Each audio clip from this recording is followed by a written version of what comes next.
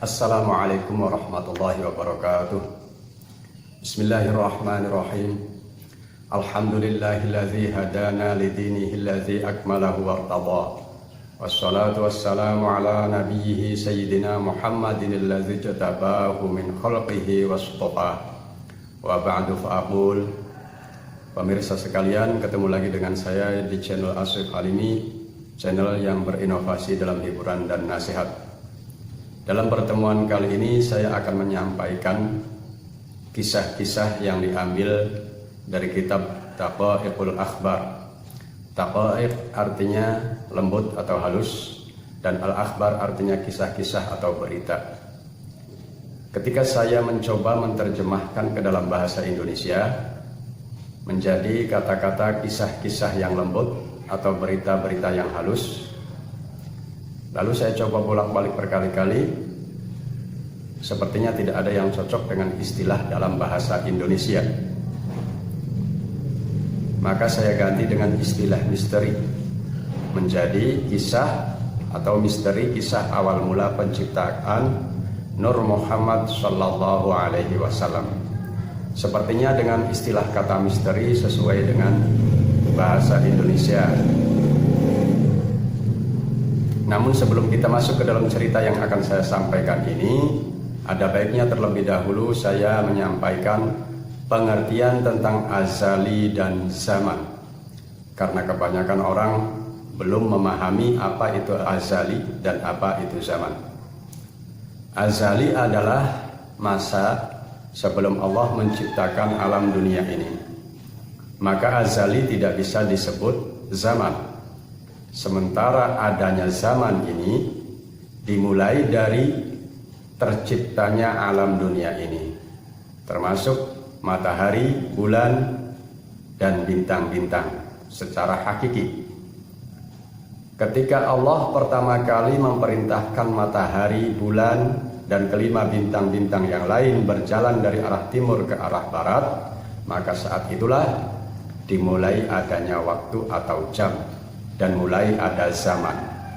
Tapi sebelum itu, sebelum adanya zaman, maka disebut dengan azali. Dan apa yang akan saya sampaikan dalam kisah-kisah ini, ada kejadian pada azali, seperti peristiwa misteri pada awal mula penciptaan yang akan saya sampaikan dalam episode pertama ini. Dan ada juga cerita yang terjadi setelah adanya zaman, seperti misteri penciptaan Nabi Adam dan lain-lain yang akan saya sampaikan dalam episode-episode selanjutnya. Baiklah, kita mulai kisahnya. Bab pertama tentang penciptaan Nur atau roh yang agung, yakni Nur Sayyidina wa Maulana Muhammadin Sallallahu Alaihi Wasallam.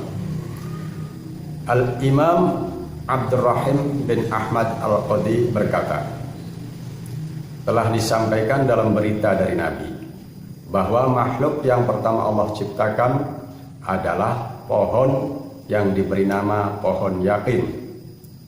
Pohon ini memiliki 4 cabang ke 4 arah mata angin. Kemudian Allah menciptakan Nur Muhammad dan ditempatkan di dalam hijab dari intan putih, lalu diletakkan di atas pohon yakin tersebut. Dan Nur Muhammad di situ membaca tasbih seukuran kira-kira waktu 70.000 tahun.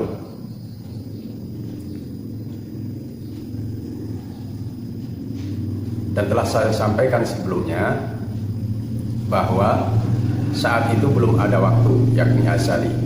Maka waktu kira-kira 70.000 tahun itu seandainya diukur dengan masa setelah adanya zaman atau setelah adanya waktu. Kemudian Allah menciptakan cermin rasa malu dan meletakkan cermin tersebut di hadapan Nur Muhammad.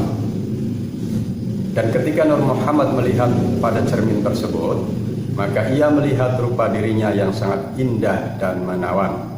Sebab itu ia merasa malu kepada Allah hingga mengeluarkan keringat. Maka meneteslah 6 keringat darinya. Lalu Allah menciptakan dari 6 tetes keringat tersebut 6 makhluk. Yang pertama, Allah menciptakan Sayyidina Abu Bakar.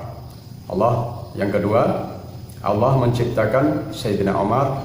Yang ketiga, Allah menciptakan Sayyidina Utsman.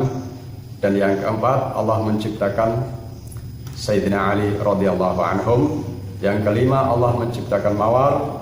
Dan yang keenam, Allah menciptakan padi. Setelah itu Nur Muhammad sujud 5 kali kepada Allah. Maka Allah menjadikan sujud 5 kali sebagai kewajiban bagi kita. Allah mewajibkan sholat 5 waktu atau 5 kali kepada kita, kepada Nabi Muhammad dan umatnya. Ketahuilah saudara-saudaraku, sholat itu artinya rahmat. Rahmat dalam bahasa kita artinya kasih sayang. Dan hanya ketika kita sholatlah Allah menghadapkan dirinya dengan rahmatnya kepada kita.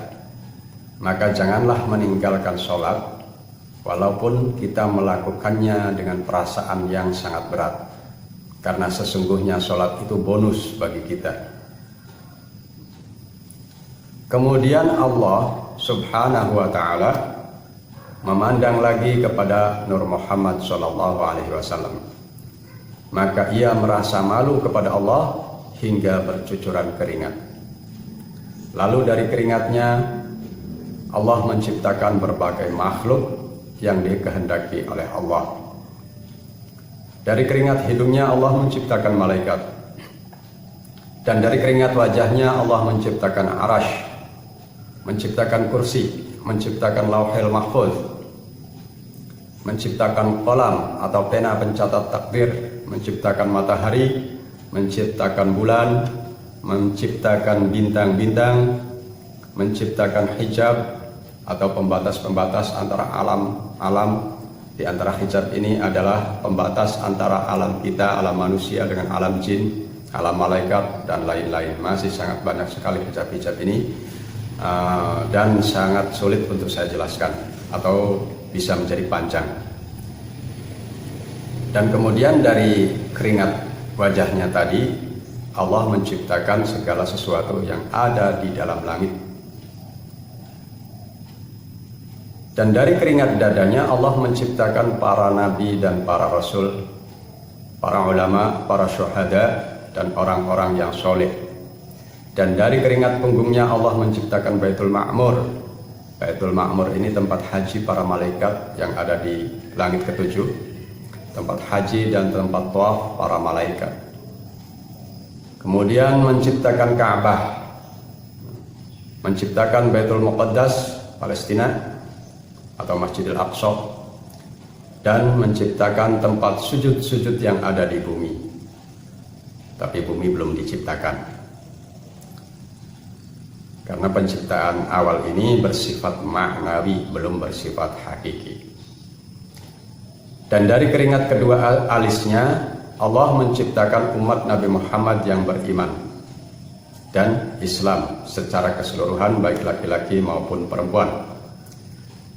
Dan dari keringat kedua telinganya Allah menciptakan roh orang Yahudi, Nasrani, Majusi atau penyembah api, dan yang sama dengan mereka dari para pembangkang, yakni orang yang tidak mau beriman dan juga orang-orang munafik. Dan dari keringat kedua kakinya Allah menciptakan bumi seluruhnya dari timur sampai ke barat dan segala isinya. Kemudian Allah berkata kepada Nur Muhammad, lihatlah ke depanmu. Lalu beliau, Nabi Nur Muhammad, melihat ke depan dan ia melihat nur atau cahaya. Kemudian melihat ke arah kanannya dan terdapat cahaya. Lalu melihat ke arah kirinya, terdapat cahaya pula. Kemudian melihat ke belakang dan ada cahaya pula. Keempat cahaya tersebut merupakan nur daripada 4 sahabatnya, yakni Abu Bakar, Umar, Utsman dan Ali radhiyallahu anhum.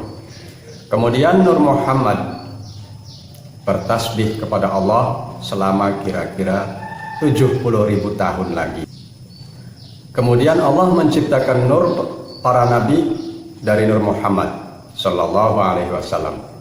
Lalu Allah memandang lagi kepada Nur Muhammad dan berkeringat lagi karena malu, dan dari keringatnya Allah menciptakan ruh para nabi, dan dari keringat ruh para nabi Allah menciptakan roh umat mereka. Dan Allah menciptakan roh umat Nabi Muhammad sallallahu alaihi wasallam yang beriman dari keringat Nur Muhammad sallallahu alaihi wasallam.